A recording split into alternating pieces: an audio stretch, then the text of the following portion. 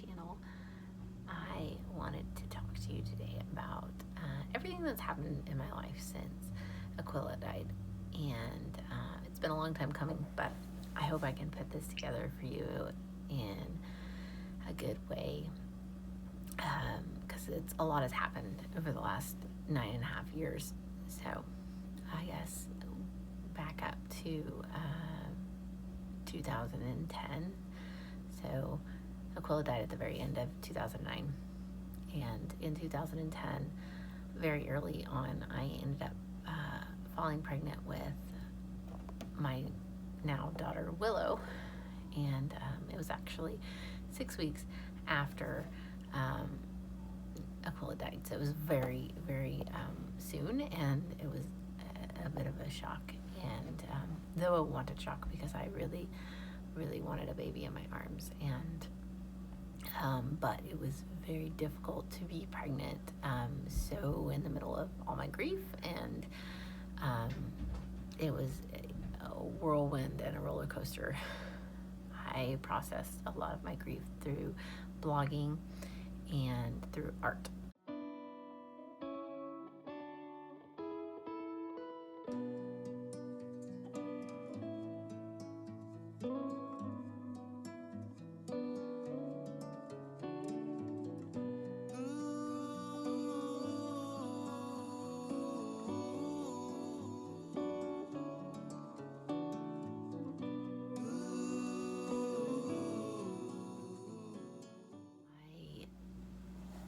Also went on a trip to Hawaii, right when we had found out we were pregnant with Willow is when we ended up going. We had bought the tickets before I found out, but I just needed to get away and kind of, we needed to clear our heads and just kind of take a break. It was the only vacation I've ever had, really, away from my kids, and it was our only, my ex-husband and I's only vacation that we ever took, just the two of us.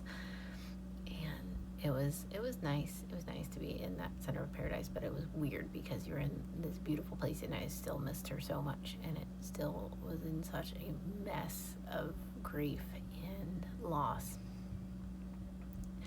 And yeah, that was something else.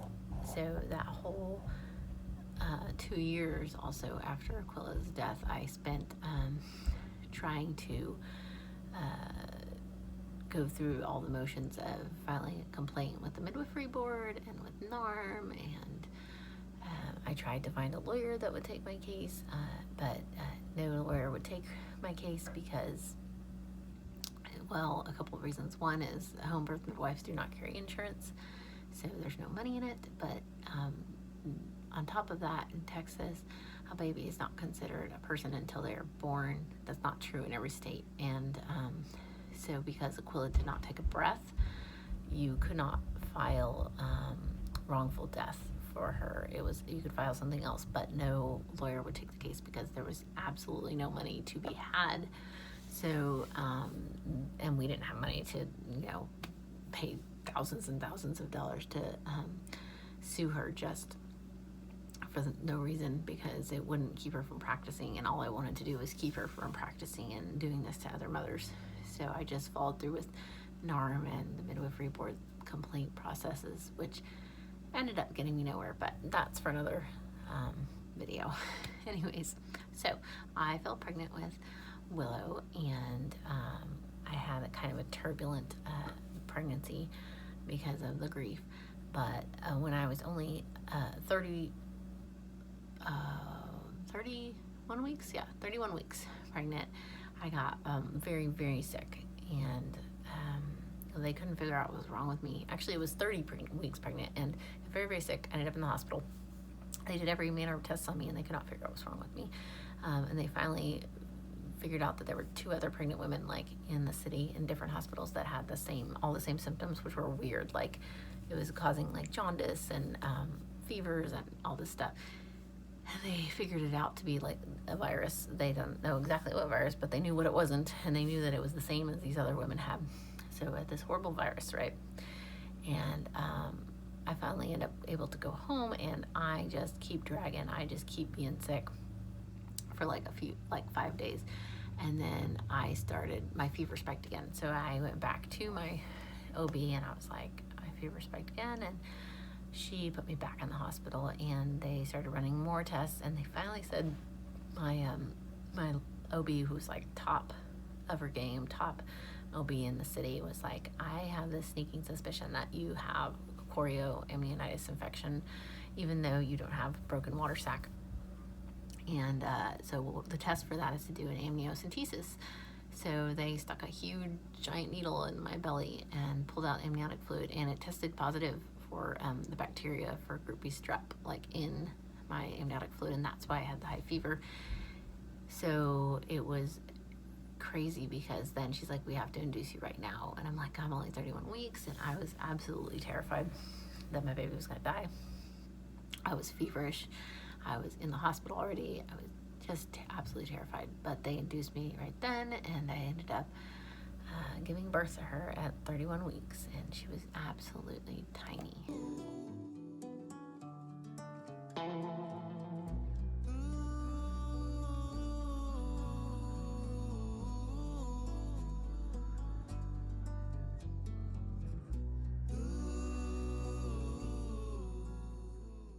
I held her for the first time, and it was, of course, love at first sight and first hold, but it was such a difficult journey having her in the NICU after having just lost her sister 9 months before. It was so triggering on so many levels, because I was afraid she was gonna die. I just wanted to hold her, and I just wanted to parent her the way I knew how to parent her, and you can't necessarily parent a preemie the way you want to. Like, the nurses will, decide that, no, you can't use lotion on your baby, even though it's like scent-free and all the things. There's no reason why, but they've decided that preemies don't need lotion, so you can't use lotion on your baby, or you can't bathe your baby, or I only wanted to breastfeed her, and they kept pushing and pushing bottles, and it ended up being the only way I could get her out of the NICU was to finally give her bottles, because I don't know, it was a nightmarish thing, because I was just so traumatized at that point. I just could barely process and handle Aquila's death, and then have something as scary as 5 weeks stay in the NICU with your tiny little baby that can't breathe on their own and can't do things on their own. It was just insult upon insult. It was so much trauma.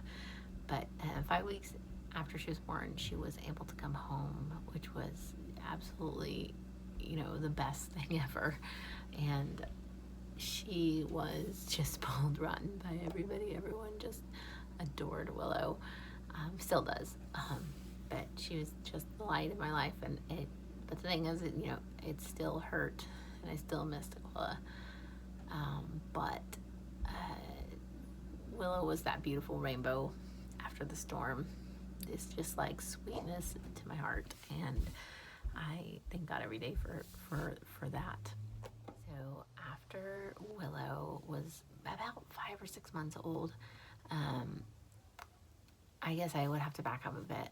When I was pregnant with Willow, I decided that I wanted to foster again. We were foster parents before Aquila died, and we did, of course, Ruby, who was a baby when she came to me, and when I adopted her. But we also mostly did pregnant and parenting teenage girls. So that was kind of my calling, and what I wanted to do. And I wanted to foster again, and my agency that I was with wouldn't let me, because they said that their rule was you had to be a year after any loss in your family to foster, which I found ridiculous, because I said, why can't you just do an assessment on me and see if I'm stable and able to do this? Because it seems like grief is such a personal thing, that how could you possibly know that a year is the magic ticket for being able to foster? And also it upset me, because I thought, and I even said to them, Ruby, who we had for 15 months, and we were finally able to adopt her, I said, if she had gotten ripped out of our house at 14 months in,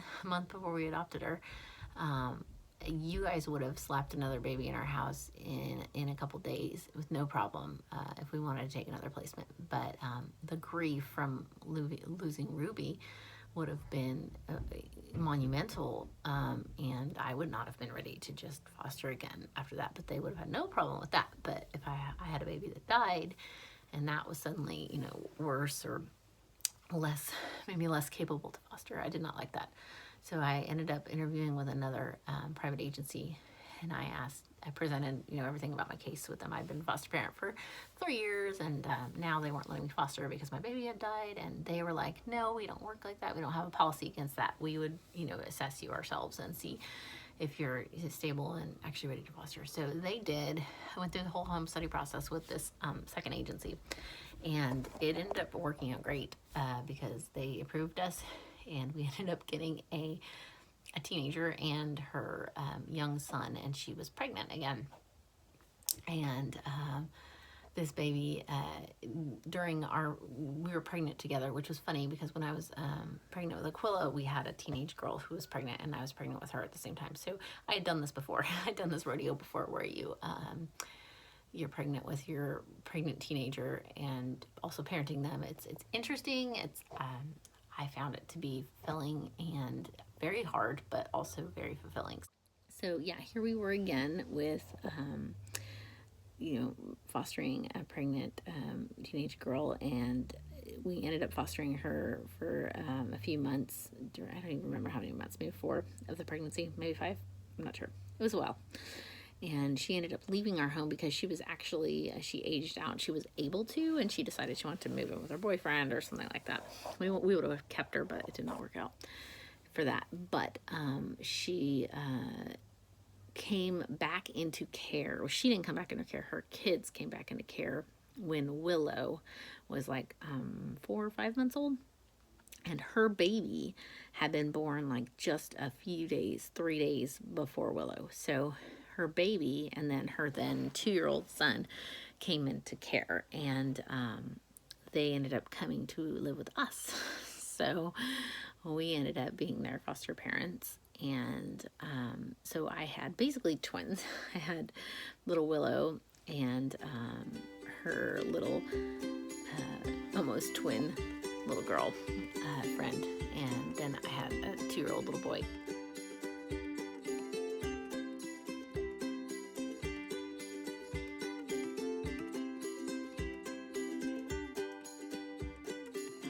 And we fostered them for like 5 months, and then they ended up getting placed back with mom, and it was very just an answer to us that now was the time to go. And I had been for a year, since pretty soon after Aquila's death, really contemplating and wanting to move out of Austin. I've lived in Austin on and off my whole life, and I wanted to live somewhere else. And I was tired of driving by my midwife's birth center. I was tired of running into people who knew me and knew my story, and I was weary, and I wanted something new and fresh, and I wanted to have a farm, and I wanted to move to Oregon. So we, after the kids got placed back with their mom, we, you know, packed up our stuff and we moved to Oregon with 6 kids, and that was where our Oregon story began. So in Oregon, we bought a purple house on 10 acres and started a farm, and it was so much fun. We had pigs and sheep and goats and milk cow and chickens. There was a ton of farming fun that happened over the next, you know, several years.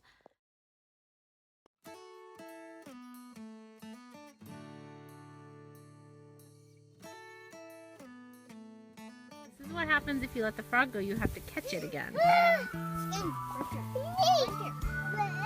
Ribbit. Ribbit.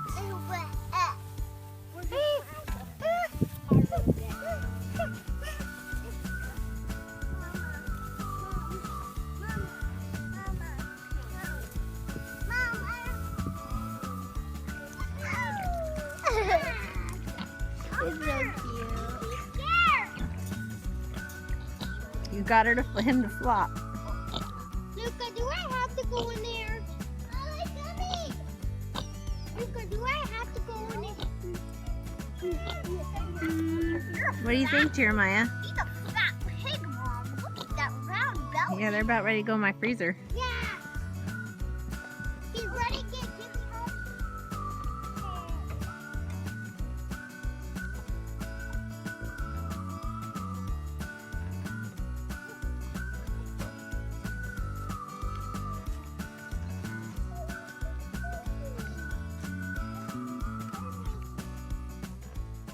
During that first year on the farm, I ended up getting pregnant again. This one was completely unplanned. Big surprise. An awesome surprise he is. His name is Oliver. And he ended up being born almost to the day, 2 years after Willow. And it was hard because he, of all my babies, looked the most like Aquila. Like, none of my other babies had really looked like her, but when Oliver came out, he was a spitting image of what she looked like. He was even the same weight as her, so it was hard, but it was also sweet. It was like holding her again, like getting to like just memorize her face on his face. Look at those fuzzy shoulders.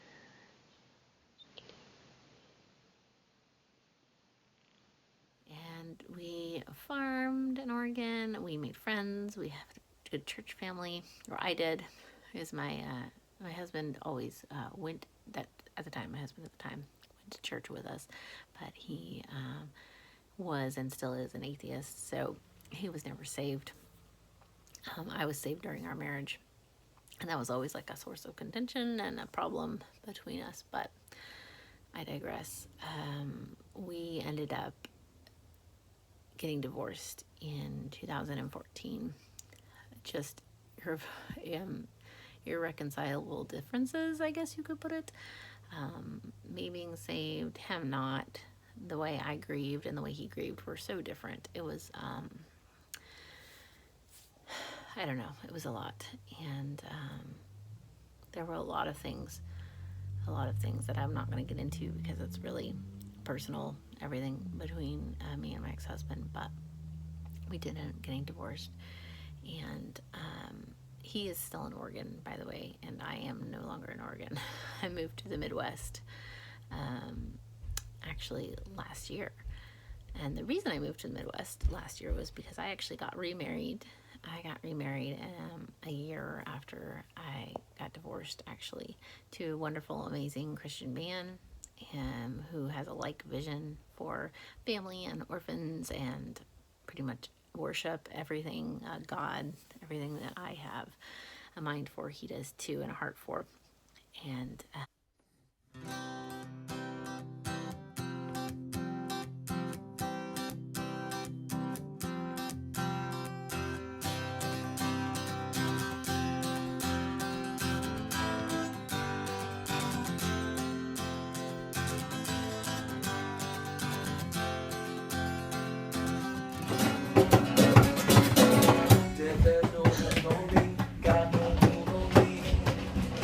has no hold on me, got no hold on me, no, death has no hold on me, got no hold on me, death has no hold on me, don't you know it's me, I was bound to sin, but now I've been set free, indeed, didn't know I was dead, but since we got married, we have had 2 babies, Judah, who's now almost 3, and Novena, who is 1.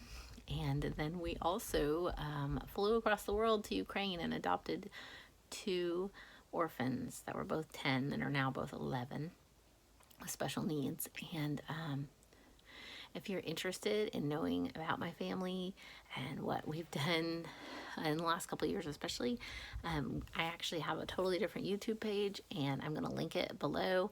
And I'm actually at the very end of this video, there'll be a thing you can click to go see the main video, which kind of tells more about my current husband and I's story, and the stories of our adoptions, and just kind of a rundown of who we are and what we do.